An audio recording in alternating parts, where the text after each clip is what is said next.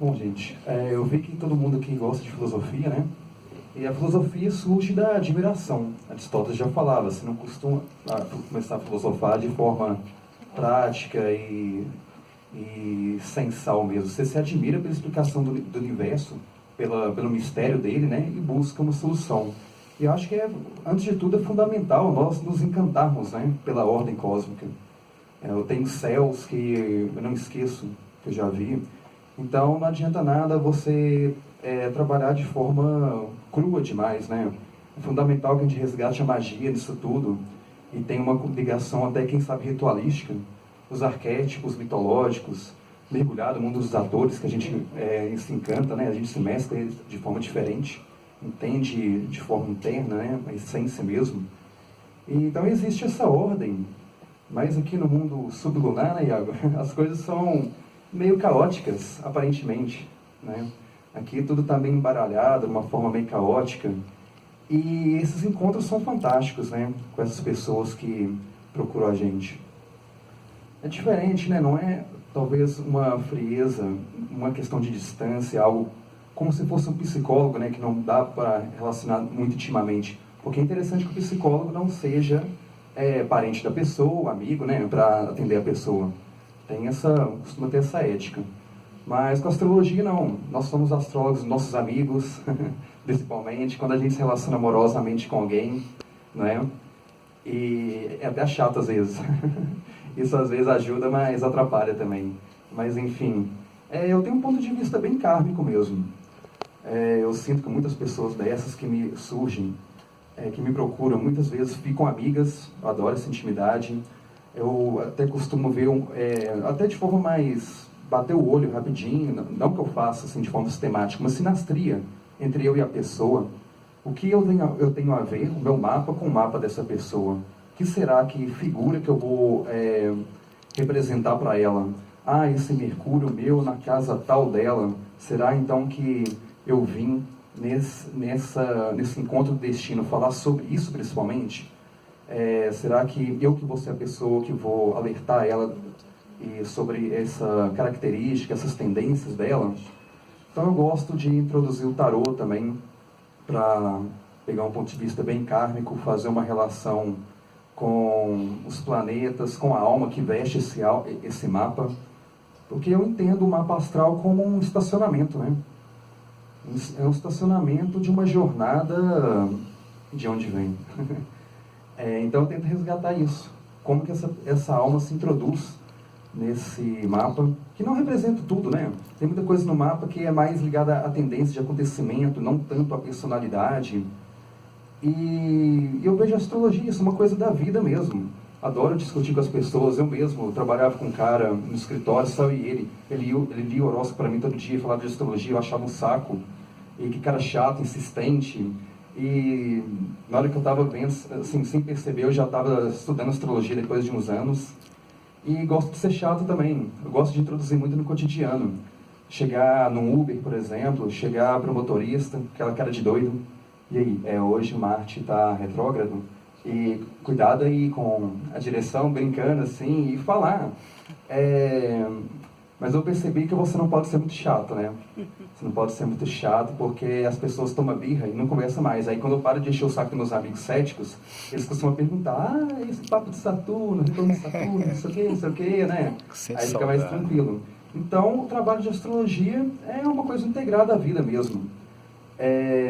Tá sempre conversando com as pessoas, que as pessoas desconhecem mesmo, né? O que é a forma mais profunda. Está sempre explicando para elas, conversando, defendendo mesmo a astrologia. Tem gente que, assim como eu antes, tem medo de conversar com a pessoa que estuda, de ser convencida do contrário, né? Então eu vejo essa experiência e eu acho fantástico isso, estar sempre dialogando com as pessoas, estar analisando a conjuntura do céu e ver sobre o que as pessoas estão conversando, introduzindo no cotidiano mesmo.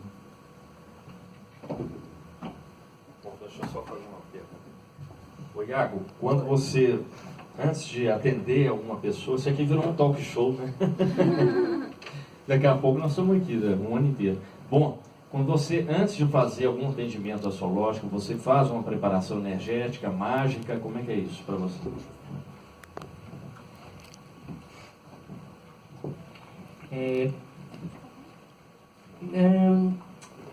Nesse processo do atendimento, quando eu faço o atendimento presencial, eu recebo as pessoas num espaço na minha casa que é também o meu templo, né?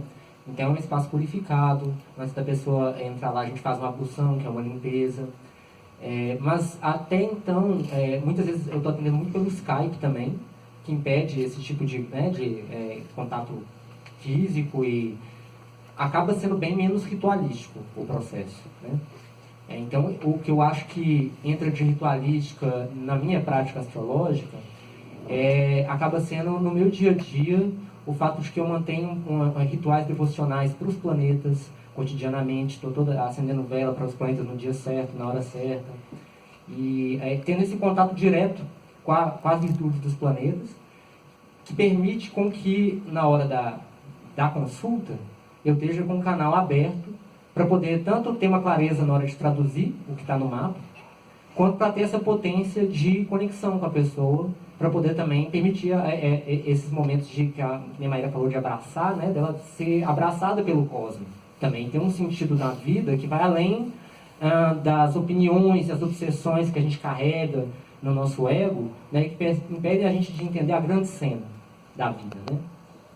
Eu acho que a grande questão do trabalho de astrólogo para mim é esse contato constante com a vida vista de cima, né? A vida vista como um todo. Cada mapa natal é uma vida inteira.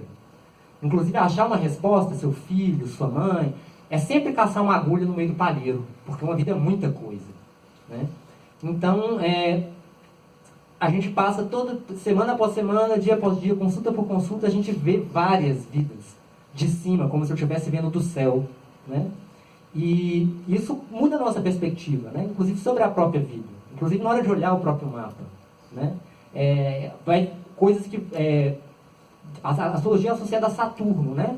Porque Saturno é a esfera mais alta, então é essa esfera das estrelas, das coisas distantes do céu, do tempo. Então o ofício do astrólogo é um ofício saturnino de começar a encarar as vicissitudes do mundo, essas transformações da vida, como coisas transitórias e que elas têm um sentido totalmente diferente quando a gente olha elas por cima.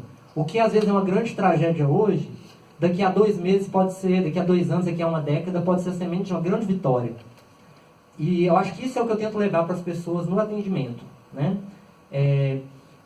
Um exemplo que eu posso dar é a minha mãe, que passou por processos muito dolorosos de perda com relação aos filhos antes de eu nascer.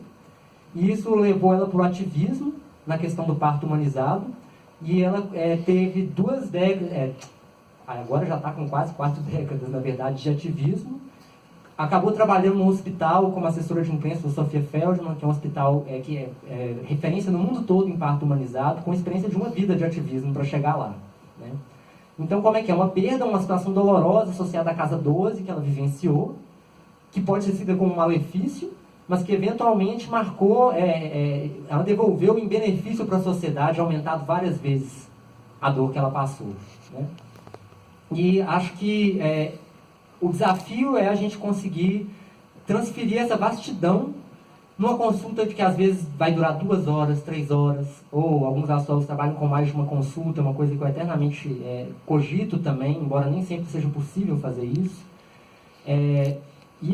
Assim, não é fácil viver como astrólogo. É como ser vamos dizer assim, um acadêmico, um doutor, um pós-doutor, sem nenhuma estrutura de incentivo social. Então você vai passar dias revirando textos gregos antigos, estudando história, estudando filosofia, tendo que importar livro, e dedicando uma boa parte do seu tempo a estudo, porque não é com 1 ano, 2 anos de astrologia que você realmente vai ter o sucesso na prática. Prever é uma coisa desafiadora. A gente erra muita previsão, não tem como não errar. Não tem como não errar, porque só errando que você vai descobrindo o que você acerta, né?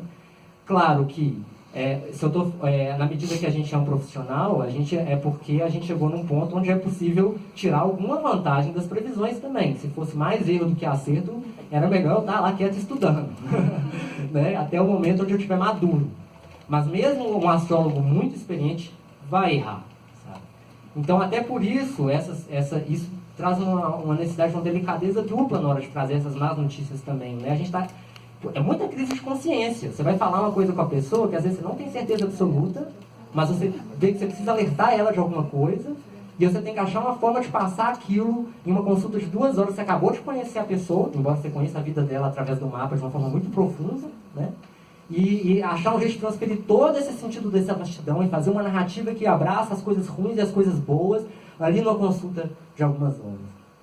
E um grande desafio que eu vivo atualmente com isso é o tempo que a gente leva para poder fazer um mapa. Claro que astrólogos variam muito, inclusive dependendo da linha de astrologia que segue, isso varia muito. Mas a minha experiência pessoal mesmo é de levar dias para fazer um mapa. Porque é muita coisa para olhar, é muita coisa. Remexer um palheiro e separar cada agulha e ver o que cada agulha é. E é um processo de absorver. É como se eu estivesse engolindo o mapa da pessoa, mesmo tornando ele parte de mim, de alguma forma. E aí, o ritmo que... O ideal seria que as pessoas pudessem pagar o tanto que um saber desse, que é um saber de qualidade idealmente acadêmica, né? Para um astrólogo ficar, vamos dizer assim, 15 dias com o mapa dela, até mais se fosse possível, para ele poder realmente absorver tudo que aquela vida tem e tirar uma síntese. Isso na prática não é realista. A gente não tem tantas pessoas com esse conforto de vida a ponto de financiar um estudo tão aprofundado. Então, a prática astrológica no dia a dia é um eterno correr atrás e improvisar no tempo que dá, para você conseguir dar algo de valor para a pessoa naquela consulta rápida ali. E tomando cuidado com todos esses limites que a pessoa tem, que você tem no seu conhecimento. E então é uma pressão muito grande e um desafio que eu acho que todo astrólogo tem, né, de lidar com esses limites, né, o limite do tempo, o limite financeiro, o limite do erro e do acerto, né, o limite da escuta da pessoa, da sua capacidade de escutar a pessoa também. E ainda assim, para concluir, né, eu acho extremamente enriquecedor a possibilidade de conhecer tantas histórias de vida e desenvolver desenvolver uma visão que cada vez menos é iludida e cada vez menos calcadas em quereres vãos, em vaidades e coisas assim, porque você vai vendo que tudo que é bom passa e tudo que é ruim passa também. Então a gente se agarra tanto no que é bom. Quando você fala coisa boa para o cliente fica muito feliz, mas você fala coisa ruim, ele esquece automaticamente o que você falou de bom. Você pode passar a consulta inteira dando boas notas, se você der uma má notícia no final, se não tiver cuidado, a pessoa vai sair com a má notícia. Não volta mais. Então é isso, essa possibilidade de conseguir essa visão das alturas era incrivelmente enriquecedora.